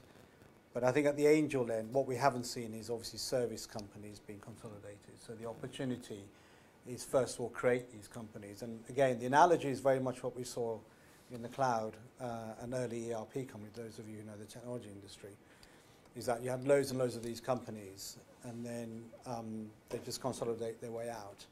And so we're going to see a lot of tail businesses in the next 5 years in various kind of services. And so for another example, which some of you in the LB might have seen, is the ability to monitor oil pipelines in real time. And that's very good for oil service companies. And that's a completely new market. One technical thing I think we should mention is cloud cover. So satellites don't always work when there's cloud cover. So there's a whole range of innovation around using radar to pick up space. So there's a whole bunch of innovation there around satellite technologies. And a lot of people say, well, Google Earth has gone around the world twice, but it does it every other year. So there's actually a lag. So these service businesses, which you will see in the next 4 or 5 years, if they need real-time information, there'll be new companies which will be formed. So you and I might use Google Earth for something which is not time sensitive. but that will be an opportunity for angel companies. I think we've got time for one question, so Nathan, all yours. Space is just a platform. I've been in space for about 25 years or so, and it is definitely true to say that things really feel different now. A lot of things that felt 15 years too early are now happening. But also, so are UAVs and other terrestrial or near terrestrial-based platforms. You can put a sensor in space, or you can put a sensor on a UAV or other platform. Looking at it from an investment point of view, rather than from a technical point of view, we're bombarded with lots of great technologies, but how do you manage to segregate whether this particular application really needed space? Yeah, and I think they're actually complementary technologies as well. So where you've got cloud cover issues, for example, you might actually use drones as well to kind of cover the space. I think in space there's no ownership issue. No one owns space. So whereas on the drone technology, you've got some issues around air traffic control, how far you can go, and there's some technical issues around legally, how relevant they are in airline airspace. So I think it'll be a complementary technology, and I think somebody who says this is going to be all space and no drones, then you want to try to hedge yourself in both those technologies. Good. Well, thank you, Hitesh. Okay.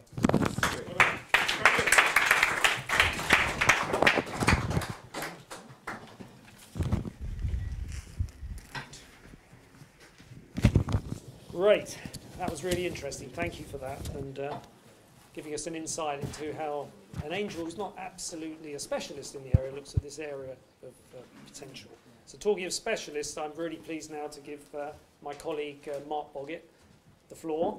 I'm a managing partner of this fund. Mark is one of them as well, but he is the full-time CEO, front of house person behind the Seraphim Space Fund.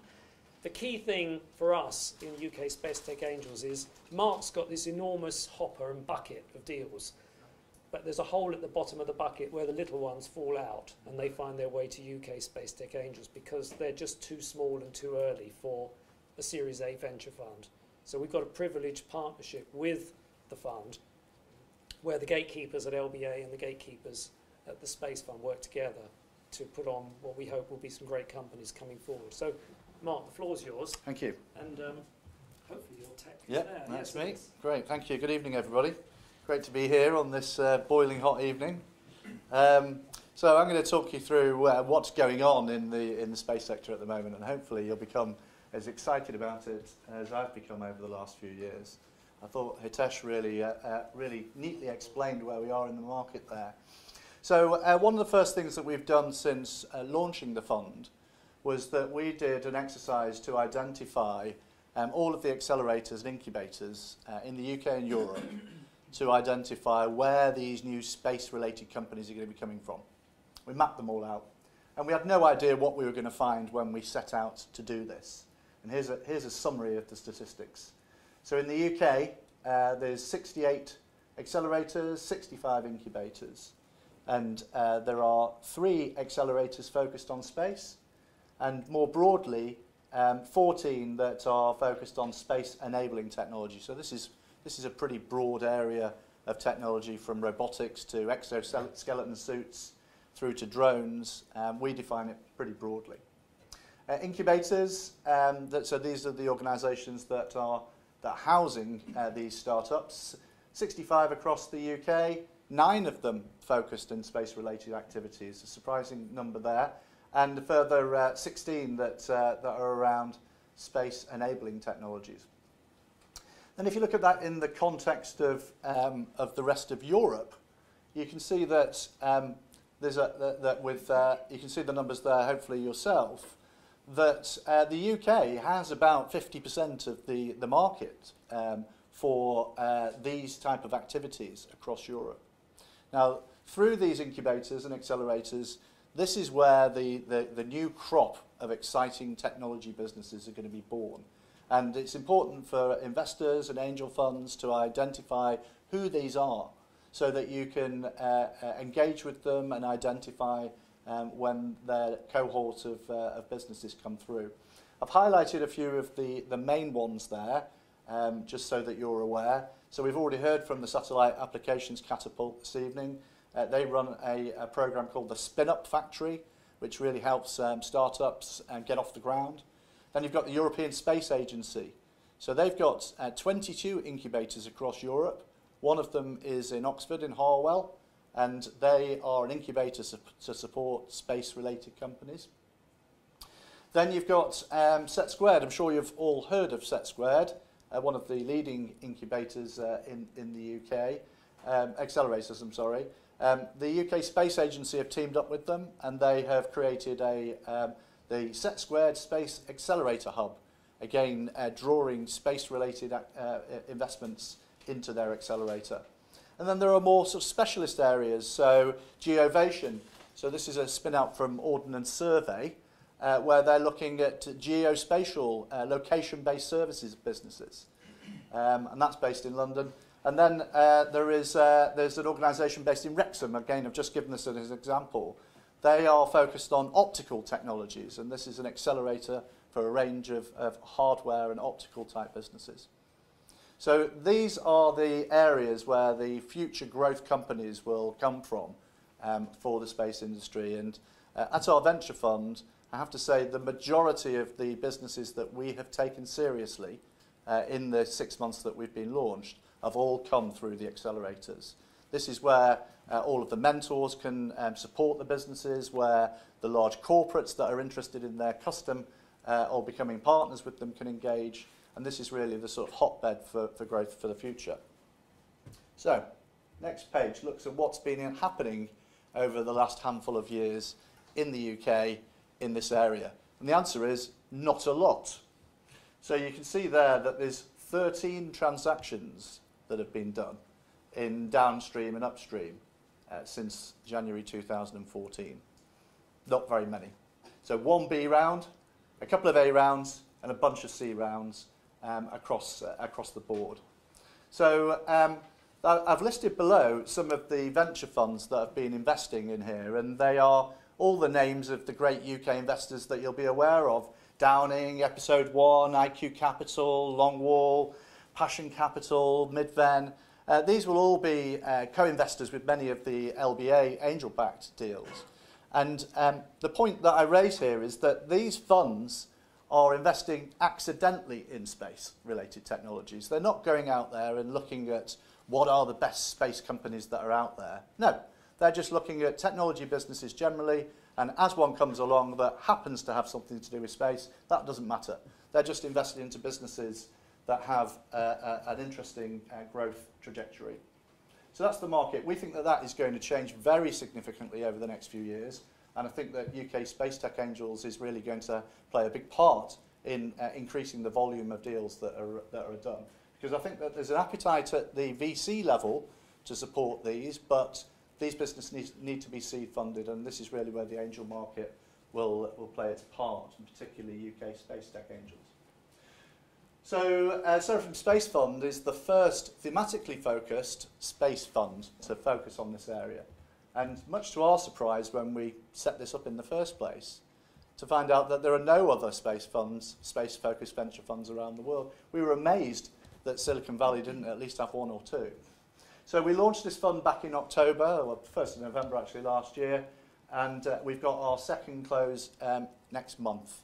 And we're hopeful of achieving £83 million. So there's still some space there if anyone was interested in getting involved. What's interesting about our fund is the sort of pioneering model that we've put together. We recognise that we aren't experts in space. The historic investments that we've made have been relevant to space: artificial intelligence, graphic image recognition technologies, sensor technologies, new materials. All of these things are relevant, but by no means were we a space expert, but no one else was. So what did we do in order to help us become a space expert? Well, we went to the leading companies within the space community, the space corporates. These are the companies that are likely to be disrupted by the new technologies. And we said to them, we're forming this new space-focused venture fund. Why don't they co-invest? And it gives them an insight into what's going on in the market. They can then see the new technologies, the potential disruptors as they come along. They can co-invest alongside us. They might even want to acquire the companies that we invest into. Everything's for sale the day after we put the money in. But the other side of that is that these investors are there also to help us with our due diligence. So these are the experts in space. They employ hundreds of thousands of experts that can help us as and when we identify interesting technologies and ask them to help. The other thing that we have that sets us apart is that we have a strategic partnership with the European Space Agency. So one of their main board directors is on our board. They have thousands of engineers on their books, and they have this huge range of programs. The IAP program, they also have the network of incubators, and we're uniquely positioned to be able to work alongside that organisation, the NASA of Europe, in order to fund the businesses that they are grant funding. So the Seraphim team, have worked together for the last decade. We've introduced one new partner for this fund, and that individual is a guy called Michael Jones. His claim to fame is that he founded a company called Keyhole Corporation, and that company was bought in 2004 by Google, and that technology became what you now know as Google Earth. He was the CTO at Google Earth and Google Maps for the last decade, and he shared an office with Eric Schmidt for the last 6 years. So this is an individual that's made his money, but he's joined our fund because he sees a very significant opportunity, particularly in the downstream market. So he spent a decade of people calling him whilst he was at Google, saying, wouldn't it be great if Google Earth did this, or it did that, or all these other commercial ideas that they had for how Google Earth could be extended and monetized. The answer was always no, they weren't interested in doing that. This is the reason why he's joined our firm. So we focus on A-series investments, as Anthony suggested. So since we launched, we've started to receive a very significant flow of businesses, far, far beyond our original expectations. We were expecting to see something like 25 to maybe 50 investment applications per month. We currently receive between 100 and 200 applications per month consistently. So there is a big gap here between the deals that are actually getting done in the market and the range of opportunities that are available. Most of these opportunities, as you'll see as I go through the next few slides, I've sliced and diced our deal flow to give you a good idea of what's actually going on. So 950 deals, we've met 100 of them, and about 60% of them are relevant for the areas that we're interested in, which we split between downstream, upstream, and the ecosystem. About half and half with, between those different areas. The next slide then looks at the stage that we're looking to invest at. So 60% of our deal flow is seed stage, and we don't invest in seed stage businesses. So this is where we have this close working relationship with the UK Space Tech Angels. We still meet these companies, we meet the management teams, we evaluate what it is that they're doing, we look at them and how backable they are and what their proposition is like. And then we introduce them to the UK Space Tech Angels. So every 3 times a year, 6 companies will present to a room of investors, but they'll be drawn from the companies that we've previously met and that we've referred to this audience. So we meet up with the team at Space Tech Angels each month at the moment, and we're typically referring about 20 businesses that we've identified, that we're excited about, and those that we believe that should come through to the Angel Group. And the Angel Group will then pick those that they think are the most interesting and relevant to you as an audience, and then those will be the companies that will be presented. Of course, the companies will find their way directly to the Space Tech Angel Group as well. So our deal flow is the deal flow for UK Space Tech Angels. So again, just looking at another way of slicing and dicing our deal flow, it looks here at how much money these companies are trying to raise. And you can see here that the majority of them are below 5 million. And actually, the majority of them are in the 1 million to sort of 500k range. So which is exactly the sort of figure that would be attractive to the angel market. So there is a very, very significant flow of deals that aren't yet finding their way into the angel market. And we are now a conduit to enable that to happen. We filter the deals as they go through the process, and then there's another filtering as well before they get presented to the angels. So there's a very significant opportunity. Our focus as a fund is investing into the downstream application businesses. We've heard some analogies tonight. My own analogy of what the opportunity here relates back to when Apple brought out their iPhone. 10 years ago, it was in June 2007 that it first came out. They then enabled a whole range of new businesses, apps, as we now know them. And the first apps that came out and developed their own market niches have gone on to become really big businesses. And you know, who would have thought of businesses like Twitter and Snapchat as becoming the valuable businesses that they've become? So I can't even begin to think about some of the businesses that are going to use the data from satellite applications, but that we will then invest into, and hopefully the first movers within these different markets and niches will grow on to become big and sustainable businesses. So that's the end of our presentation. I'd be happy to take some questions.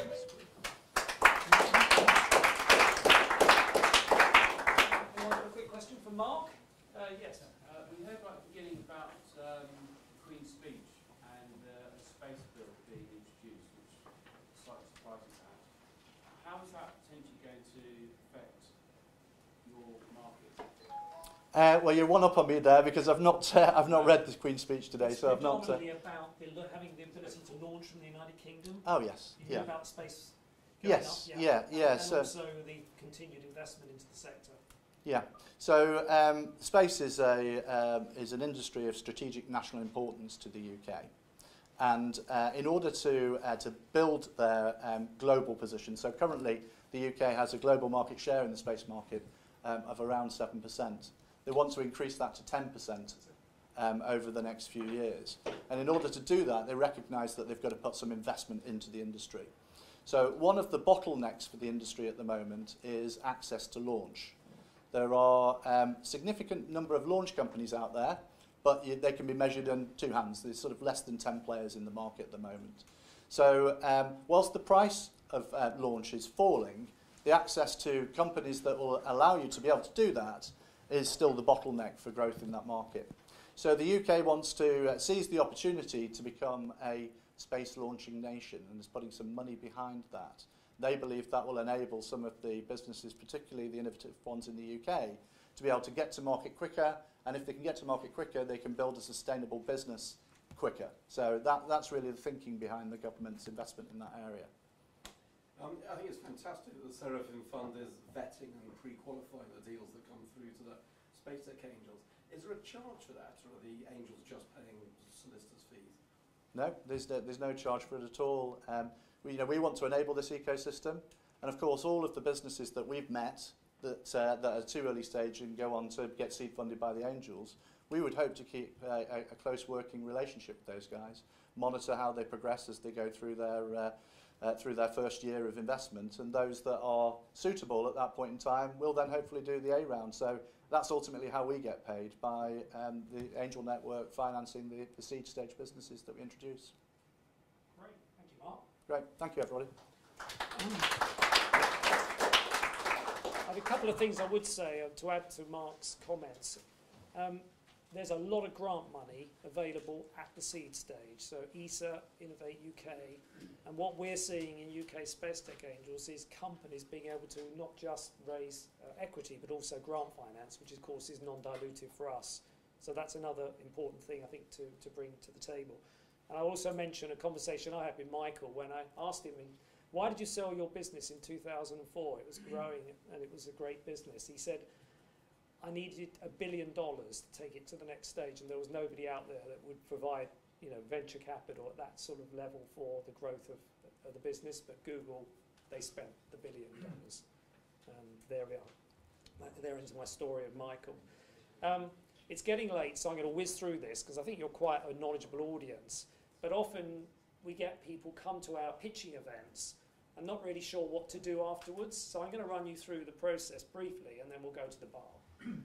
So first thing to mention, I think the question was just being asked about where we sit in the food chain. Well, we're a facilitator. We don't act at UK Space Tech Angels, the LBA team, don't act for either the entrepreneurs or the investors. We're taking a very independent position.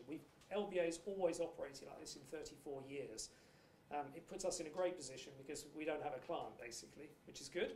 But we're facilitating getting these companies to the events. We're getting you, hopefully savvy, to come to the events. But after that, it's down to you and it's down to the companies to crack a deal. So you'll go to a pitching event. What will happen? You'll walk in, you'll get a brochure on the door showing you what the executive summaries of the companies look like. You will sit there during the evening. I would encourage you, if you come, just to score them. You'll be given a little scoring sheet because then you'll remember who they all are during the evening. You hand that in. That's very useful to us because we get immediate feedback on the companies and how you rank them.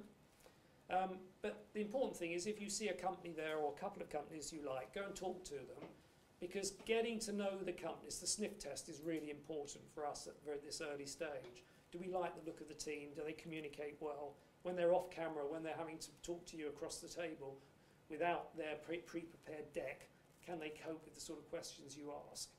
And it's important then, if you do like a company, give them your details because the process will then start.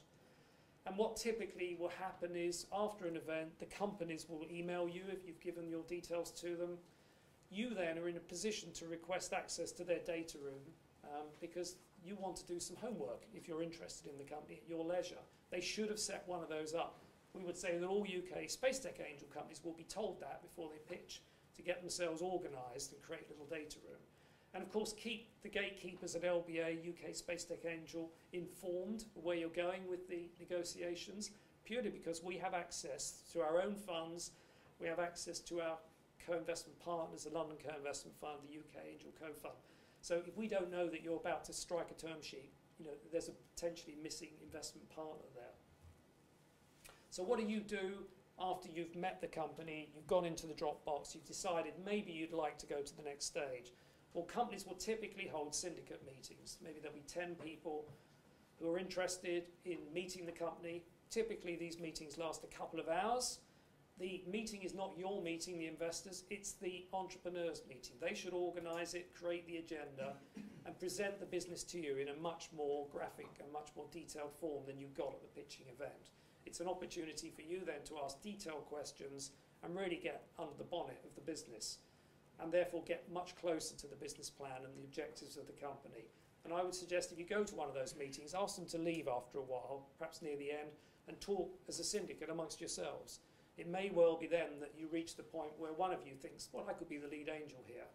And you can at least have a little debate amongst yourselves and get to know each other. The role of the lead angel, I did cover that earlier. It is such a significant importance to all of the verticals that we've talked about tonight. Sometimes I'm asked, well, what does a lead angel typically invest? Well, I think you have to have enough skin in the game to be respected by the rest of the syndicate. But it may not be an enormous sum of money. You may well find that some of the syndicate members have more money in than you do, and they're not actually wanting to go on the board or take the lead angel role. We find that for EIS deals, there is a sort of minimum, really, that's as low as about 30,000 for this sort of SEIS ones, because there's a risk you've only got 150,000 to play with. You can't normally get as high as 30,000, even if you're the lead angel, because you've got to share that SEIS break with a number of people in the syndicate. Might be slightly smaller. I think you've just got to demonstrate that if this business tips over, that 30,000, if you're at the lower end, is going to hurt you, even after the tax break. Your wealth and your size of capacity perhaps is a little lower than some other people around the table. So you're going to work very hard to make that investment work for the syndicate and yourself. And of course, this is a very important component for the passive public money that we're partnering with. It's really the capability of the lead angel and the lead angel's risk profile and so on and capability. Typically, after a pitching event, it may take 9 to 10 weeks to close a deal. That's the norm. They sometimes close in a week, and they sometimes close in 6 months. There is no absolute certainty here. But these are the sort of timescales that often run on a fairly organised syndicate. We've given you a term sheet tonight to take home, have a look in your own time. This is the one that we've been using at LBA for some years now. We also provide this to entrepreneurs before they come to the pitching events, because they often staggered and shocked at the size of a term sheet. They don't imagine that it could be 6 pages and things like warranties having to be given. how many right disclosure letters. They never imagined that angel deals were as complicated as that. But we are acting as professional angels here. We want to make sure that our money is put to work in the right companies and there's proper corporate governance. So we will have proper legal documentation, and the entrepreneurs are aware of that, and you need to obviously stick to these principles as well. So what do angels do? What we do, we ask tons of questions because we're spending our own money. We do like to focus on the downside. We hate making investments that tip over in 3 months. So we typically like to give these companies a runway of as much as 18 months on this round of finance. I would say never go into a deal where the runway is shorter than 12 months because you'll probably end up losing your money. So fund the companies with a reasonable amount of capital, get them to clearly set out what deliverables they're going to provide over that period, and monitor them. And you've got your lead angel there sitting on the board, keeping an eye on the company and accounting for this company's performance and keeping their feet to the fire for the entrepreneurs. But we're doing this ourselves. We seldom will have external DD. It's very rare. Occasionally, on very deep technology, we have gone out and got some external advice, but it's quite rare. So why do things fail?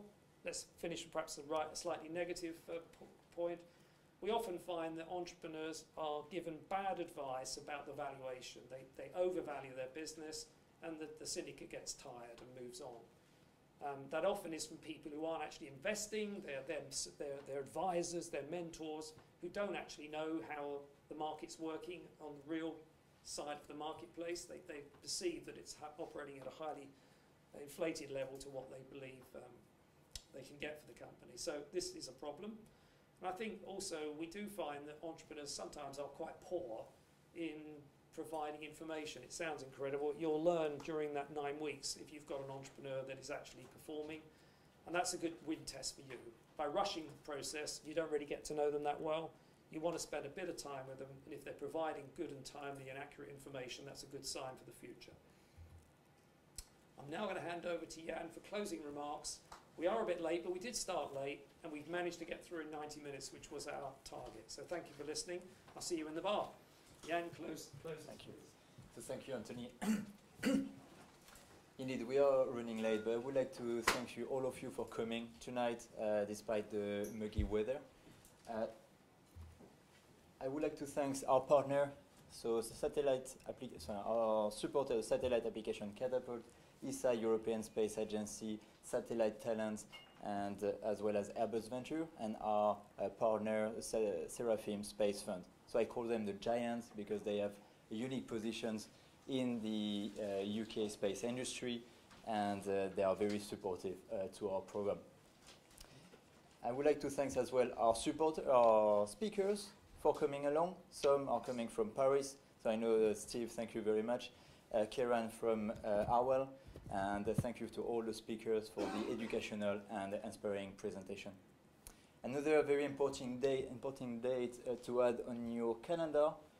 So as Mark and Anthony mentioned it before, we have our next company presentation event on the 5th of July. So we are at this moment working with Seraphim very closely on selecting the companies. So please come along. It will be at the Future Cities Catapult, start from 4 and finish at 8. So on this note, thank you very much again, and I will invite you to move to the networking area and enjoy the drinks and nibbles. Thank you very much.